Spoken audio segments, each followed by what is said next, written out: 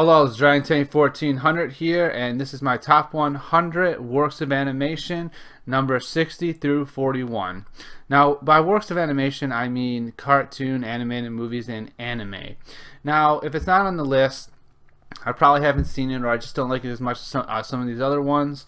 So, if it's on the list, kind of put it on the comments as well, kind of what that cartoon, anime, or animated movie is all about. Anyway, let's get to it. My number 60 is Dexter's Laboratory. Now, Dexter's Laboratory is about Dexter and really his sister Edd Eddy, and Dexter has this like secret laboratory that he makes all these crazy inventions. He tries to keep his sister Edd Eddy out, who is kind of stupid to be honest, but she always finds a way in somehow, and it just that part in itself is kind of like a running gag throughout the whole series. Dexter does all this stuff to try to keep her out, and Edd Eddy just easily gets in just by probably pure luck, to be honest. It was just a gag. And then you got like characters like Mandark who are really like Dexter's like arch enemy and stuff like that. The show is just like really entertaining, and it had some really funny moments in there as well. So that's my number 60, Dexter's Laboratory. My number 59 is Courage the Cowardly Dog. Now, what the show's about basically is Courage the Cowardly Dog, the dog of the show, and he lives in a place called Nowhere, and it's just like this farmhouse with this husband and wife living there. The wife's really kind to the dog, and the husband's really mean, and basically a ton of weird stuff happens, from like aliens to ghosts to like just all this like weird stuff that would never happen anywhere, and it's up to Courage to save the day, really. And it's so it focuses on Courage, and basically he's like scared of everything. However, his name is really signified for what he is, because though he's afraid of everything, he ends up overcoming his fear and gets courageous. Well, not necessarily overcoming it, but he's still afraid, but he still does heroic things. So his name is really fitting towards him, and he saves his owner a lot of times, and a lot of times the husband of the wife of the farmhouse like ends up kind of what he deserves, and ends up in a bad situation. It's very episodic, and it's a very like funny show as well. A little bit on the darker humor side, but it's still like really entertaining, and it's kind of like my limits of like kind of horror. It's not really horror. It's not really scary, but it's a funny type of that, and I generally don't like that kind of stuff. However, I really liked it in Courage the Cowardly Dog, and that's my number 59. My number 58 is Edd, Edd, and Eddy. This show is about, well, Edd, Edd, and Eddy, who have completely different personalities. You have Edd, who is a very strong, like he's very strong, but he's also very stupid as well. And then you have Edd, who is that's with two D's. They call him Double D in the show. He's very weak. He's like the opposite of Edd in some ways, but he's very weak, but he's extremely smart. Then you have Eddy, who is basically a scam artist. Eddy is like the hugest scam artist in the world, and he's really the main character of the show. However, in a lot of ways, he's an antagonist of the show too, because he scams all the kids in the neighborhood and stuff like that, of the cul-de-sac, I guess. It's not a neighborhood, it's a cul-de-sac. Anyway, so the show is a very comedic show, and it has a lot of funny moments throughout the episodes and stuff like that. The show focuses on those three characters and kind of their interaction with the other characters of the show. Like there's a range of different characters and they're all extremely different as well. None of them are like this. None of them are even close to the same. Anyway, so that's my number 58, Edd, Edd, and Eddy. My number 57 is The Avengers, Earth's Mightiest Heroes. Now this is a show that it lasted 2 seasons on the Disney XD show or channel or something like that. I didn't really get to see like all the episodes or whatever. So because I lost the station or whatever, they changed some stuff. But the show like focuses on the Avenger comics, and it's based on like the comic books to like a higher degree than the movies are. I mean, it's not completely based on it, but there's the plot of each episode is kind of based on it from what I read about it on the wiki and stuff like that. And the show was really like it was like my second introduction to the Avengers. My first was the Avenger movie, and then this show. However, the show doesn't really it doesn't really have all the characters from the Avenger movie, which is why Disney decided to do a different show called Avengers Heroes Assemble, or whatever it's called. I don't even know anymore. And that show was just not as good. This show was way better, and they should have really stuck with this one. It dealt with a lot of the plots of the comics, and I thought that was really interesting as well. So if you haven't seen it, maybe try to check it out. Earth's Avengers, Earth's Mightiest Heroes, and that is my number, what are we on, 57. My number 56 is the Spectacular Spider-Man. Now, this show is different from the show's a lot different from like the Ultimate Spider-Man, which Disney again replaced the Spectacular Spider-Man with the Ultimate Spider-Man. Both shows are okay. The Ultimate Spider-Man was okay, but did not make this list at all. This show was better, and the reason it was better because I thought it did a better job with its characters. You didn't have this like fourth wall break from Spider-Man or something like that, which was kind of weird. And it focused on like it had really one of my favorite Spider-Man character, and that's Gwen Stacy as like a major role throughout the series. And I just thought it did like a better job of representing these characters as well. And like I said, Gwen Stacy's in it, and Gwen Stacy isn't really an Ultimate Spider-Man if I can remember right. I didn't really watch the whole thing. However, like this show, the Spectacular Spider-Man, had her as a main character, which is a huge plus for me. Anyway, so that's my number 56, the Spectacular Spider-Man. I know I'm saying that incorrectly, by the way. My number 55 is a Goofy movie. I remember loving this movie a ton. Now, it actually has a sequel called An Extremely Goofy Movie that's going to be later on in the list that I actually liked a little more. However, this one really dealt with the start of Goofy and his son. I can't remember his son's name or whatever. Father-son relationship. It was kind of the first movie that dealt with it. It was the first movie that dealt with that, and it really like focused on like Goofy and how he wanted to spend a little more time with his son before his son grew up. However, his son was already growing up, and his father just had to kind of accept that kind of thing. The Extremely Goofy movie is different, but it has that sort of similar conflict there between like the father and son. And I'll talk more about that later.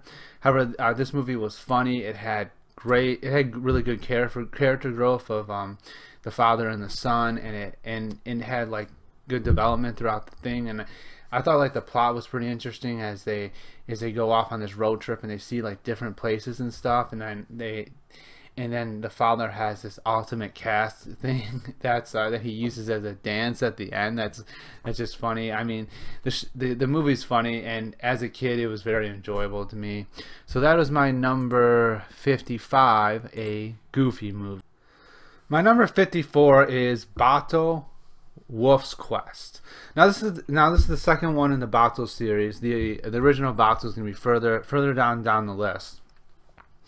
However, I still really like this one. It didn't focus on Bato. It focused on his daughter, who really had to accept kind of that she was like part wolf. Bato already accepted it, and they did this weird thing in the movie where you kind of thought it was Bato at first that needed to accept it, because he was being experienced by all these like totem kind of things or whatever in the movie. It's been a while since I've seen it, so I'm not really getting the names right. However, it was really his daughter who had to accept it, and his daughter ended up leaving like with the wolf pack or whatever. So it was a really interesting movie. Like the father kind of had to let go, and the daughter had to really understand like that she was part wolf, which is why she didn't get adopted as a kid. So it was really interesting. That is my number 54, Bato, A Wolf Quest. My number 53 is WALLE. Now, WALLE is about these two robots who are completely different from each other, yet they fall in love. I don't know. Robots of the future. Who knows if they can really fall in love or not. But the movie is still really interesting because it focuses on a post-apocalyptic Earth by really natural disaster or whatever, and WALLE's really like the last thing there except for like a cockroach, and there's probably some other stuff there, maybe some more cockroaches or whatever. However, you have the main villain is actually a robot too. It's the ship who was programmed that, oh, it's too bad, but it's the Earth's too far gone, don't come back, just ride it out. However, there end up being life growing on the planet again in the form of a little plant, which once life was detected again, the ship was like programmed to go back. So it's WALLE and Eva, or yeah, I think her name's Eve, job to really put this plant back into in the spot in the ship, so the ship automatically goes back to Earth, and the humans can actually repopulate after hundreds of years or however long it was. So anyway, the movie is definitely interesting, and Disney actually did a good job with it, with the kind of the development of the characters, how WALLE becomes the hero, even though he's not really like a combat robot like Eve, and Eve actually softens up to WALLE. So the movie was definitely really good, and that is my 53, WALLE. My number 52 is Zoid's Chaotic Century.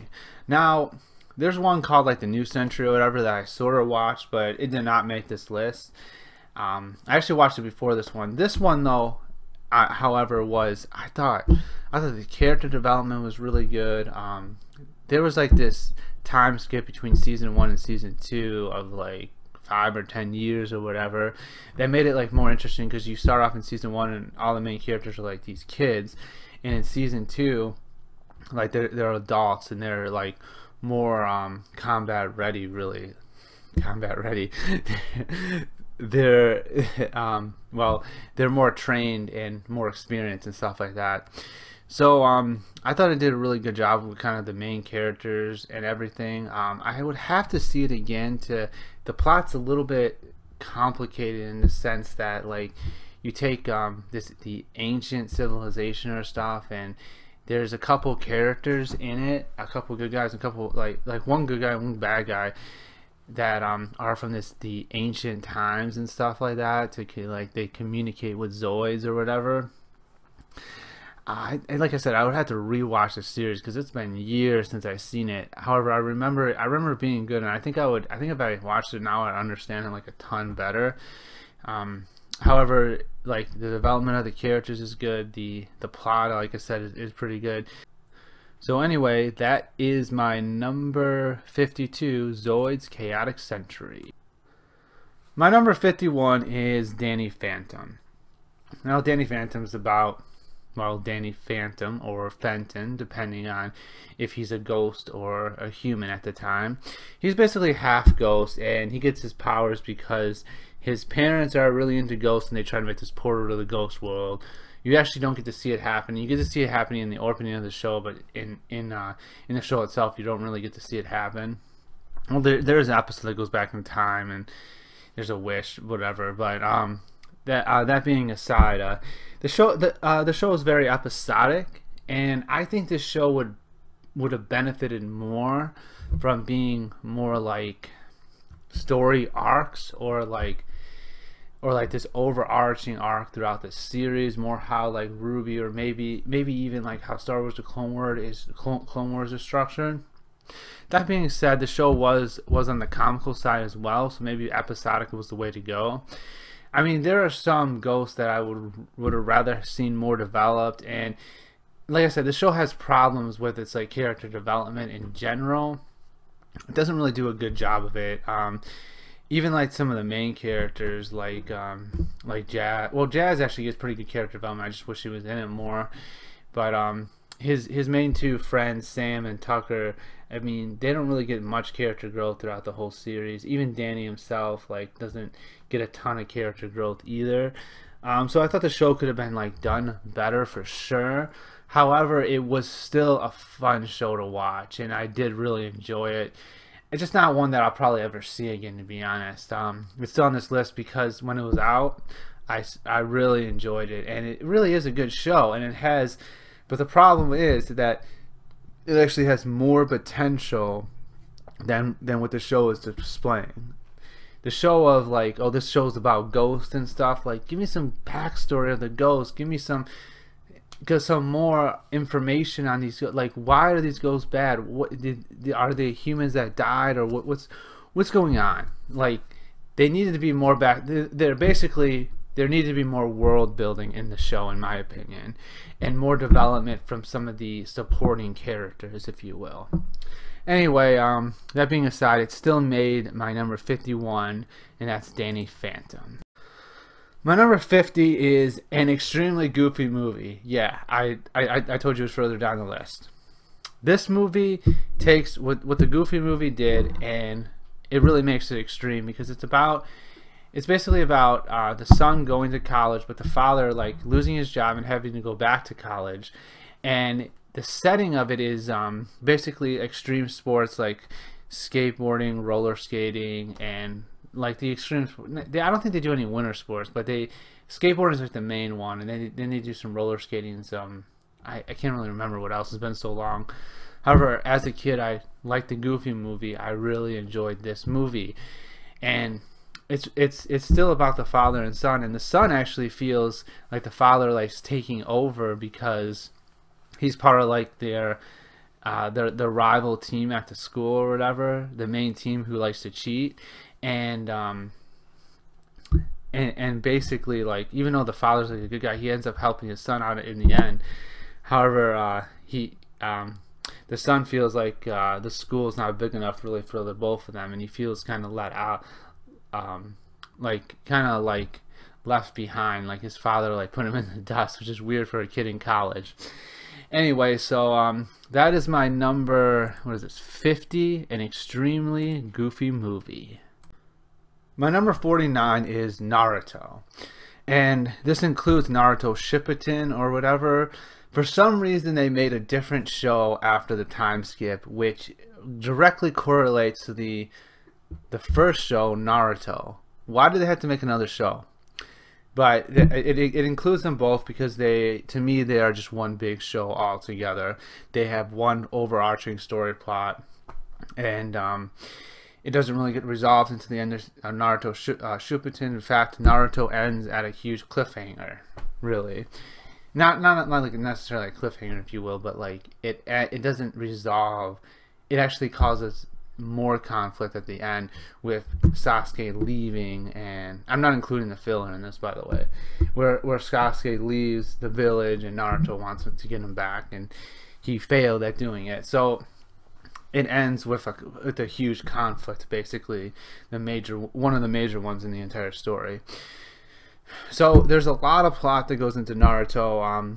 Basically, there's a lot of action in there. But the action is way, like, if you take, like, say Dragon Ball and Dragon Ball Z, they are like way more powerful characters. However, Naruto's not necessarily about strength. It's really about like strategy. There are times when the weaker ninjas actually take out like top tier dudes because they become more strategic and they have different techniques that are like higher level techniques than their actual ninja rank and stuff like that. So it's more about strategy, and like Shishimari, Itachi, even Naruto to some extent displays like this strategy, and like Sasuke as well, and a lot of the other characters as well. So it's more about, and that's what I really like about the show, is that the show, the fighting scenes aren't like, oh, who's the strongest wins. It's about strategy. Strength does come in definitely into play, as the lower tier characters have to rely on like sneaky tactics and strategic tactics to even like land a blow. However, like it's not like you got like a top tier ninja and a lower tier ninja. It's not guaranteed that the top tier is going to win until the very end, where like they get into insane tier levels. However, that is my number 49, Naruto. My number 48 is the original Toy Story. Now, Toy Story 2 is already on the list. It was like, I can't remember what number it was. And Toy Story 3 is actually going to be further down on the list, so it's actually like it more than the original. However, I really like the original for like the character growth and development that Woody goes through. He is like the number one toy, the favorite toy, and he goes through this crisis that Buzz comes, and Buzz is the favorite toy. And this actually makes Woody kind of, even though he's a protagonist, kind of look like a bad guy, kind of like a douche. But basically what's happening is like his whole world is actually coming down, and he realizes that since he's not the best anymore, that it's just like that was what was most important to him. Over time, he becomes friends with Buzz, and he actually learns an important lesson, that he doesn't necessarily have to be the favorite. He doesn't have to be the best. It was a really good story, and both actually Buzz and Woody actually grew and had really good character development throughout the movie. The other characters not so much. However, it was a really good it was a really good story. It was a really good movie overall. And that is my number 48, Toy Story. My number 47 is Lion King. Now, Lion King did something that I think any first-time watcher of it, and who wasn't really familiar with movies in general, would be surprised in, and that's Simba's dad dies about halfway through the movie. It's not like he dies in a climactic ending. He dies at like halfway in the movie, which was purposely done to get Simba's character growth and for Simba to rise up and become the king, if you will, the king of the jungle, or what I don't even know if they had a title in Lion King. Maybe it was called the Lion King for that reason. I would have to rewatch it. It's been a long time. Anyway, so basically Simba kind of gets lost and kind of starts eating bugs or whatever, whether it's realistic or not, who really cares. But he ends up coming back for when his love interest tries to find like food or whatever, and he faces Scar's uncle, who like took over Pride Rock, and Pride Rock's like destroyed for whatever reason. Like he just doesn't I think the movie explains it as Scar allowed the hyenas to eat as well, and that causes this very scarcity of food throughout the entire Pride Rock or whatever. Why when Simba defeated Scar did Pride Rock become great again and not so dark? Who knows? It's just for a fact. That being said, the movie was great, and the best thing it did was actually kill Simba's dad at like halfway through the movie, and it caused this like very it caused basically Simba's character to grow, being forced to grow. So that is my number 47, The Lion King. My number 46 is Yu-Gi-Oh! The original Yu-Gi-Oh! The first of the series. Now, how this differentiates from like Yu-Gi-Oh! GX and Yu-Gi-Oh! 5Ds, even though I haven't seen all 5Ds, is really Joey's character for me. You have this character who really doesn't know how to play Yu-Gi-Oh! At all. He doesn't value magic or trap cards in the slightest, and he just has like the strongest monsters in his deck, no matter what their effects are or whatever. I don't even think he had, like, except for a couple monsters, he didn't really have any effect monsters. However, throughout like the course of the series, especially like in season 1, he grows to become like an expert duelist in the Yu-Gi-Oh, mind you, in the Yu-Gi-Oh world, in the cartoon show. If you take any of their decks in real life, they're actually complete garbage. And actually, Joey's deck is actually works pretty compared to the other decks. Actually works okay, kind of better than Yugi's deck and even Kaiba's deck and stuff. But with that being aside, it not being realistic, it was really good seeing Joey and how like his like luck is like if you look at the character stats, Joey's luck is maxed out, which is hilarious because he relies on like a lot of luck cards and stuff, and he gets complained later on in the series that he wins all his duels by luck, but that's not necessarily true. He does win a lot of them by luck. He takes those chances, man, you know. So I really like Joey's character and his like development, his growth throughout the series, like how he wanted to win the money for his sister's operation and stuff like that. So I thought the show was really so far the best of what I've seen of the Yu-Gi-Oh franchise. Like I said, 5Ds is probably better, but I have not seen the whole 5Ds, so I'm gonna have to go back and watch that. This one though, because of Joey's character, I just like him more than the others. And that's my number 46, Yu-Gi-Oh. My number 45 is Pokemon. Now, again, I have not seen every episode of Pokemon, and nor I will not watch the new season of Pokemon, or whatever you call it. I watched Pokemon when I was a kid, and then I sort of watched it here and there over the years, and I caught the parts I caught were the ones I thought were the best. The ones I watched were the parts I thought were the best, except for maybe the original. Like the original season was really, if you watch it now, like if you watched it as a kid and you watch it now, you're like, this is like kind of trash, to be honest. This isn't good at all. However, as a kid, I really enjoyed it. I remember going home from school and just watching Pokemon like every day. Like I said, probably not really a good show, but there are like I guess they call it generations in Pokemon. There are generations of Pokemon that's really good. What is it? We're on the 7th generation, I believe. I think the 6th was the last generation. The 6th one, with the introduction to Mega Evolutions, was actually one of my favorites.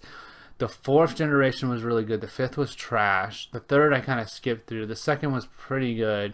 And the 1st is, well, it's the original. So it's the original OG. The original gangster of Pokemon. So anyway, that's my number 45, Pokemon. My number 44 is American Dragon Jake Long. Now this is a show that's very episodic, though it does have a few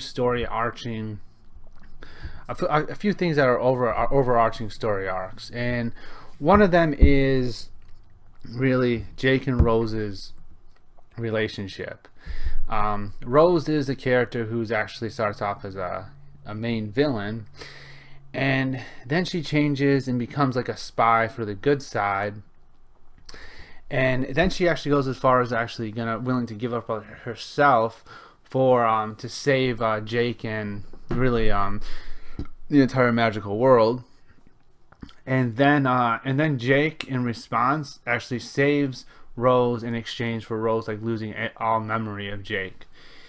But then at the end, Rose actually gets her memory back and helps Jake defeat like the main bad guy of the Dark Dragon. And that's like Jake and Rose's relationship summed up as quickly as really possible. However, their relationship is actually done well, and for the most part it's pretty really realistic, except for there's a few aspects of it. Like Rose is actually, in season 2, she's actually more mature than you would expect for a young girl her age, even though she went through all this training and stuff like that. Jake is extremely immature. They would have took away some of Jake's immaturity and tagged it onto Rose, and being so mature about the relationship and everything, it would have I thought it would have been a little bit better. However, the show isn't just about that. I mean, that's like my favorite part of the show. They have some bad episodes and really great episodes. So that's my number 44, American Dragon, Jake. My number 43 is ScoobyDoo. Now, ScoobyDoo has a ton of different series. It has a lot of movies. It has even some live action garbage. To be honest, I really don't like the live action stuff. And some of the series I don't like. However, like the original Scooby-Doo, Where Are You? And there's like a lot of the stuff from the olden days of Scooby-Doo is actually really good.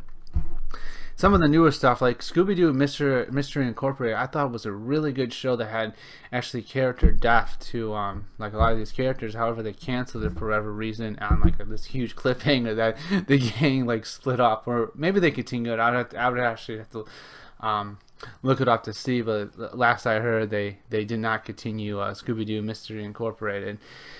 And then they have some really good movies as well. In the a lot of the movies actually focus on actually real, instead of the monsters or the ghosts they capture being people in masks. The movies focus on actual the monsters are actually real a lot of the time, which I think is really interesting. So basically, if you don't know what Scooby-Doo is, it's just a gang of kids and their dog, and they solve mysteries basically, and the mysteries are generally by people dressed up as ghosts or monsters or whatever. Anyway, so that's my 43, Scooby-Doo. My number 42 is Despicable Me. Now, there's Despicable Me 2 that's a little further on the list, and Despicable Me 3 that I've never watched before, so it's not on the list. However, the original Despicable Me, I thought really did a good job with character development, character growth on Gru. How he was a bad guy, and then he adopted these kids actually for in order to get what he wanted, the shrink way, in order to shrink the moon. And these kids kind of like really touched his heart, and he kind of goes in this process of changing into a good guy. And he ends up saving the day at the end, which is definitely interesting for a bad guy. He's not like it's very comical the way he's bad guy. He just goes around freezing people and stuff. And really, the cops do not do anything in this movie. I don't know why.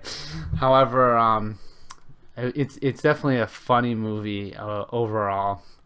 Great laughs. And that is my number 42, Despicable Me. My number 41 is Ben 10 Omniverse. Now, out of the Ben 10 series, this is my least favorite, so the other Ben 10s are actually coming out pretty close, as I kind of like them all about the same.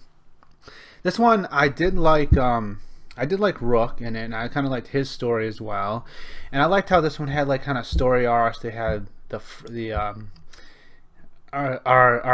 frog people, whatever they're called, the frog aliens, kind of story arc of taking over, and then they had like Ghost Freak, Ghost Creature's kind of story arc as well, with the all the monsters and stuff like that. So and then they had the whole like time one as well, which is definitely really interesting. So kind of the story arcs were really good, but the filler episodes like in between were just awful, and for the most part, of course. And a lot of times it didn't make any sense, because you go from like this one episode that they are that they're focusing on the main story arc to this other episode that has nothing to do with it. And the filler episodes really bogged down the entire story in the show to its place on the list. Otherwise it would be higher, more closely to the other ones. That, and Ben is kind of a goofball and more like kiddish than he was like in Ben 10 Alien Force and Ultimate Alien. He was more like he was in the original Ben 10. Doesn't make any sense since he's like 17 or whatever. Anyway, so that's my number 41, Ben 10 Omniverse. So that was my 60 through 41. Again, if anything that's not like on this like top 100 list that's not here, kind of put in the comments down below, and kind of what it's about as well. Why brief description of why you like it. Anyway, hope you enjoyed the video. Thanks for watching. See you in the next one. Bye.